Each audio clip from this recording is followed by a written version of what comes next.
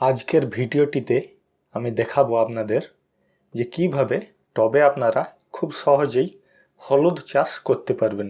এগুলি হলো হলুদ গাছের রাইজম। এলাচ, আদা, হলুদ এই সব গাছই রাইজম থেকে লাগানো হয়।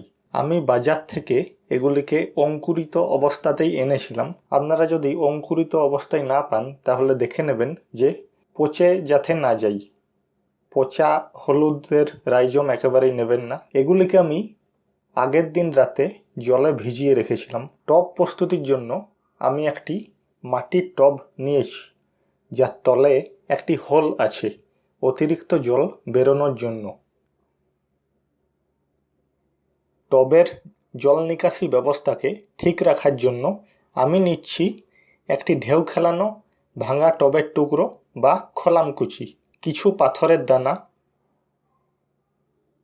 আর এগুলি হচ্ছে নদীর মোটা বালি, যে বালি দিয়ে দেওয়াল গাঁথনের কাজ করা হয়। মাটি প্রস্তুতির জন্য আমার লাগবে 1 ভাগ এঁটেল মাটি, 1 ভাগ নদীর সরু বালি, 1 ভাগ জৈব সার। এখানে আমি কেঁচো সার বা ভার্মি কম্পোস্ট ব্যবহার করছি। আপনারা এর জায়গায় 1 থেকে 2 বছরের পুরনো গোবর সার বা পাতা পচা সার যে কোনো একটা ব্যবহার করতে পারেন। এইবার টবের তলটা খোলামকুচি দিয়ে ঢেকে দিলাম। তারপর পাথরের দানাগুলি দিয়ে খোলামকুচিটাকে ঢাকতে হবে। এর উপর মোটা বালি দিয়ে পুরোটাকে ঢেকে দিতে হবে। আমার টবের ড্রেনেজ ব্যবস্থা অর্থাৎ জল নিকাশি ব্যবস্থা ঠিকঠাক হয়ে গেল। তারপর আমরা হাত দিয়ে চেপে চেপে মাটিটাকে টবে ঢালবো।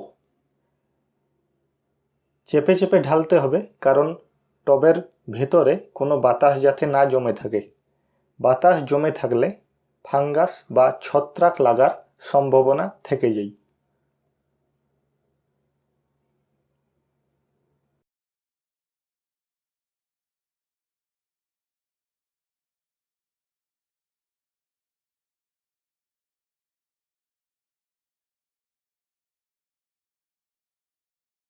এইবার হলুদের রাইজমগুলিকে সাজিয়ে মাটির উপর রেখে দিচ্ছি।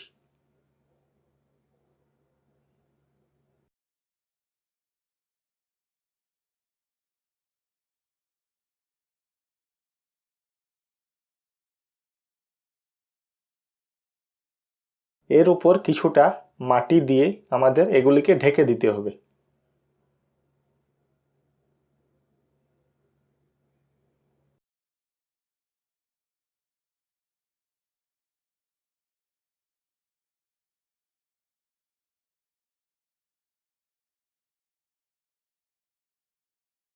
এই গরমের হাত থেকে বাঁচানোর জন্য আপনারা এর উপর কিছুটা কোকোপিট বা শুকনো পাতা দিয়ে ঢেকে দিতে পারেন। আমি এখানে কোকোপিট ব্যবহার করছি। এইবার কাজ হলো জল ঢালা।